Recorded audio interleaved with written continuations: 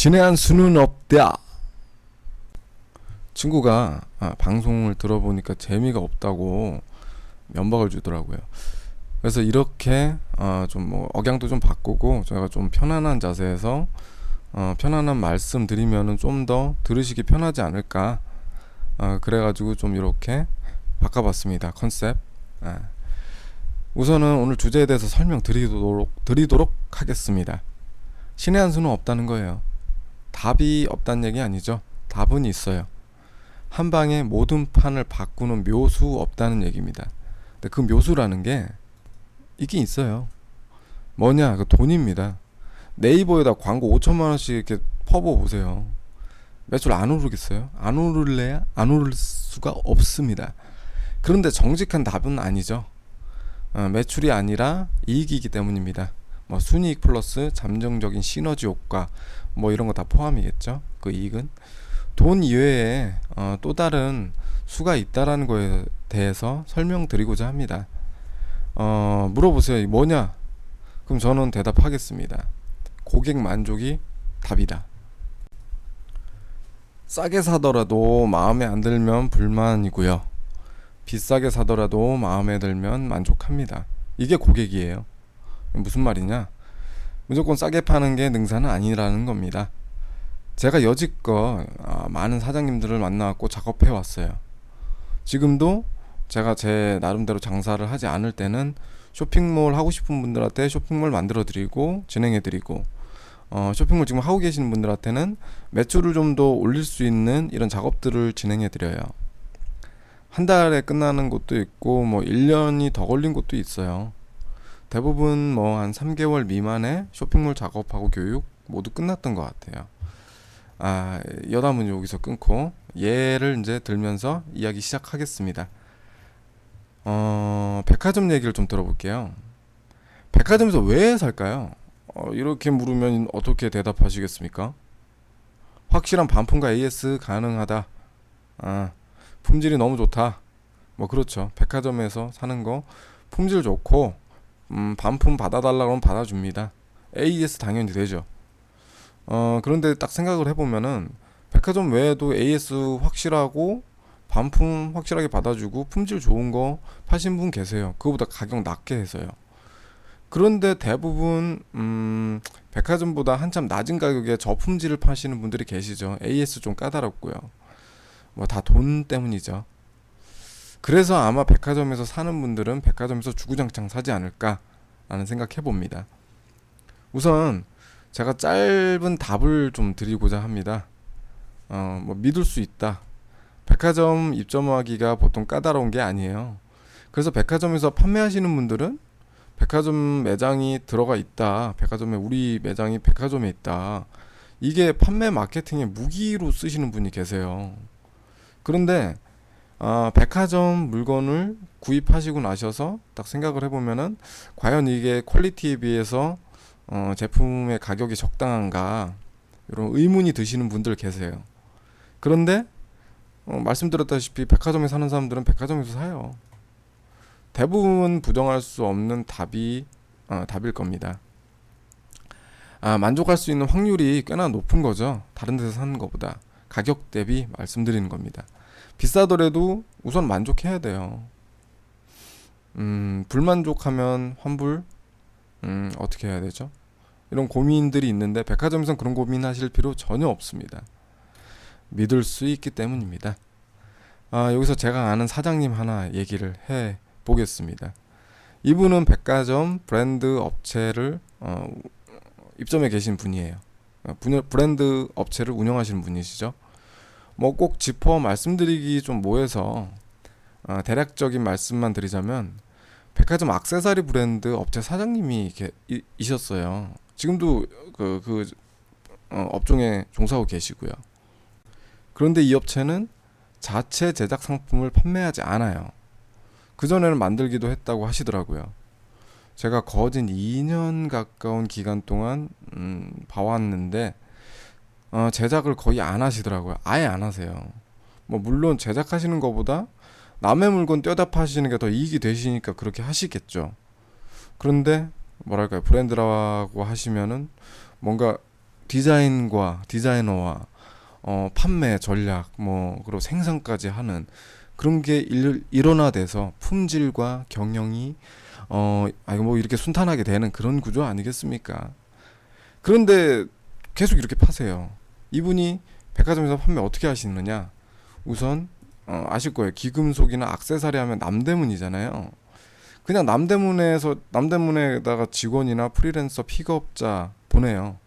그래서 고르게 하죠. 물론 그 사람들은 감각이 있는 거죠. 그리고 그 제품이 본인의 브랜드하고 맞는 그런 수준의 것을 골라서 브랜드 그런 거 있지 않습니까? 브랜드 인증서나 아니면 자기 브랜드 마크를 찍어가지고 박스를 조립해서 백화점에다가 팔아요.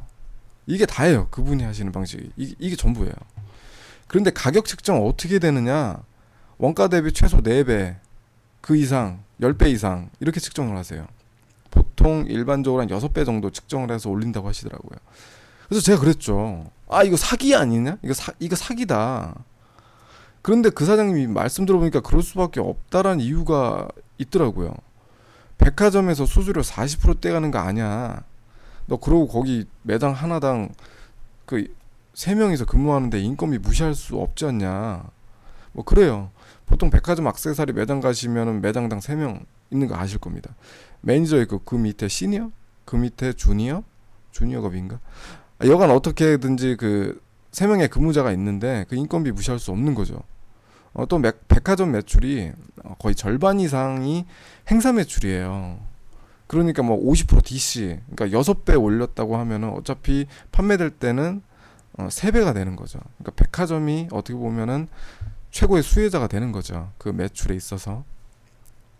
그거 외에 다른 브랜드 있어요. 뭐 티파니나 스왈로브스키 같은 인류 브랜드들이 있어요. 세계적인 기본 매출이 있어요. 이런 업체들은요. 워낙 인지도가 있기 때문에. 그런데 그 외에 다른 브랜드들은 거의 행사 매출이 대부분 매출을 차지한다고 하더라고요. 그러니까 예전에 이런 거 있었죠. JST나라고 하는 액세서리 업체가 죽은의 태양이라고 하는 그 드라마에서 소지섭 목걸이로 나왔던 그 태양 목걸이인가요? 그거를 한번 대박한 적이 있어요. 그러고 나서 이게 하도 유명하니까 뭐 쇼핑몰이나 이런 곳에서도 원가로 팔더라고요. 그러다가 이게 저물면은 그 인기가 저물면은 행사를 쳐가지고 재고 소진을 한다든지 뭐 이런 방식으로 이제 풀어가는 게 보이더라고요. 그런데 이 업체는 그런 것도 없어요. 그냥 주구장창 행사예요. 그렇게 해서 어떻게든지 매출을 계속 일으켜 낼 수밖에 없는 거죠. 왜냐면 매출이 없으면 기본적으로 나가는 돈은 있는데 그 돈에 대한 충당을 못하기 때문에 업체가 문을 닫아야 된다는 계산밖에 안 쓰는 거죠. 그러니까 그분은 비싸게 파시는구나 이런 생각이 들더라고요. 비싼 곳에 비싸게 파는 거는 죄가 아니다 뭐 이런 얘기 하시던데 당연한 거죠. 고객이 뭐 비싸든 싸든지 뭐 판매해가지고 만족만 하면 되는 거 아니겠습니까? 거기서 그 사장님한테 이런 말씀 드렸죠. 그럼 사장님은 액세서리를 판매하는 그런 그 아티스트적인 사장님이라기보다는 뭐랄까 사람들의 그 허용심을 이용하는 심리학자에 가까우시네요. 뭐 부정하시는 말씀 하시긴 했지만 제 말을 틀렸다고는 하지 않으시더라고요. 그렇죠. 뭐 그 액세서리 사장님은 사람들의 그 실속을 따지는 그거보다 과욕에 중심을 두고 사는 사람들의 뭐랄까요 과시욕을 채워주는 거죠. 그 남대문에 가면 다 있거든요. 뭐 남대문에 있는지 모르시는 분들도 계시지만 어차피 남대문에서 사오는데 남대문에 가면 최소한 반 가격, 반의 반 가격, 10분의 1 가격이라도 살 수 있지 않겠습니까? 뭐 AS는 직접 돈 주고 하면 되는 거니까요. 거기에 포인트가 있더군요. 만족입니다. 비싸게 팔더라도 만족시켜주면 됩니다. 브랜드 상품, 신상품일 때는 헉 해요. 가격 보면요. 그런데 보세요. 한 2년 지나고 이제 재고 상품 되면은 할인 매장에 딱 가보면은 반에 반 가격 돼 있어요. 제가 아는 형도 그 전에 뭐 K2인가에서 무슨 잠바를 인터넷에서 신상품이라고 50만 원 줬대나 뭐 이렇게 했는데 그거 뭐 매장 가보니까 10얼마 이렇게 팔더라고 2년 지나서. 특히나 여성들 신상에 왜 열광하는 걸까요? 바로 만족입니다. 루이비통이나 샤넬 같은 인류 브랜드가 내세우는 게 있어요. 가방 하나에 뭐 700만 원씩, 1000만 원씩 그렇게 팔면서 그들이 하는 얘기가 있습니다. 우리 브랜드는 누구나 가질 수 없다는 그런 모티브가 핵심이다. 이런 젠장 아주 돈 없어서 못 사는 사람들 그 기죽이는 것도 아니고 빈부격차의 승리자라고 뭐 과시하는 것도 아니고 하지만 그런 사람들한테 그 뿌듯함을 선사하겠다라는 의미예요. 그 가방이 1000만 원이든 1억이든 그게 중요한 게 아니라 고객이 얼마나 만족할 수 있느냐가 중요하다는 겁니다. 그래서 그 샤넬인가요? 거기서 일하는 친구가 하나 있었어요, 옛날에. 그 명품 비싸면 비쌀수록 잘 팔린다고 하더라고요. 그래? 뭐 그렇게 얘기를 전 그냥 긴가민가 했는데 정말 그렇더라고요. 판매에 있어서 차등을 주고 있는 거죠. 그 친구가 저한테 그래요. 한정판이라는 거 왜 있는 줄 알아? 몰라? 그러니까 아무나 못 갖도록 비싸게 가버리려고 희소성 주는 거야, 그거. 이 얘기를 제가 27배인가 듣고 무릎을 쳤던 것 같아요. 그러니까 이런 거 있잖아요. 이게 실화인데 세상에 그 두 장뿐이 우표가 있었대요. 전 세계적으로 가장 비싼 우표라고 하던데 그걸 경매에 붙인 거예요. 근데 어떤 사람이 그 경매로 사고 나서 가장 먼저 했었던 일이 뭔지 아십니까? 두 장 중에 하나를 찢어버렸대요. 그러니까 한 장밖에 안 남은 거잖아요. 가격이 3배가 됐답니다. 그래서 3배 주고 팔았대나 뭐 그렇다는데 희소성인 거죠.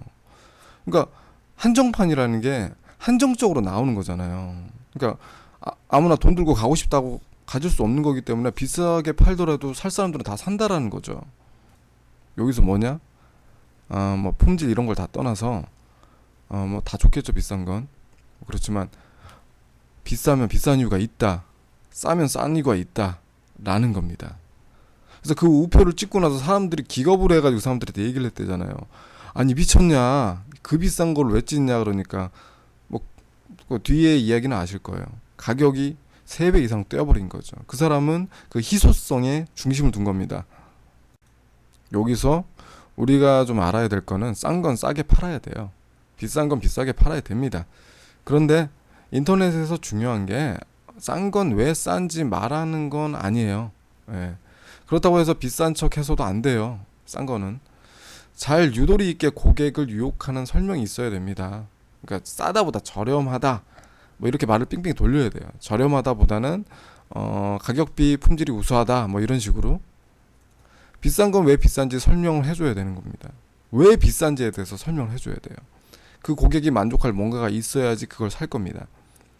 싼 게 비지떡이라는 말이 있습니다. 그걸 신봉하듯이 쇼핑하는 사람도 있어요. 비싼 건 허영심을 이용하려는 수작이다라고 최저가만 찾는 고객도 있어요. 키워드는 이겁니다. 비싼 걸 찾는 고객에게는 비싸게 팔되 그만큼의 만족을 주면 되고 무조건 싼 거 찾는 고객한테는 싸게 팔되 비싼 것이 왜 좋은지 좀 설명해 줘가지고 비싼 거를 사게 유도를 내라. 근데 중요한 거는 그 비싼 게 싼 거보다 훨씬 좋아야죠. 거짓말하는 게 아닙니다. 거짓말은 안 돼요. 하지만 오해하게 만들어도 괜찮다. 뭐 이런 얘기 양아치처럼 해봅니다. 생각해 보세요.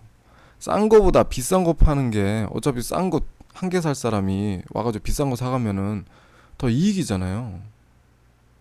비싼 게 마진 더 큰 건 당연한 거죠.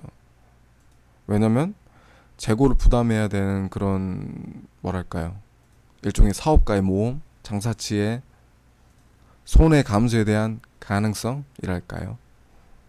하지만 잘 생각하셔야 돼요.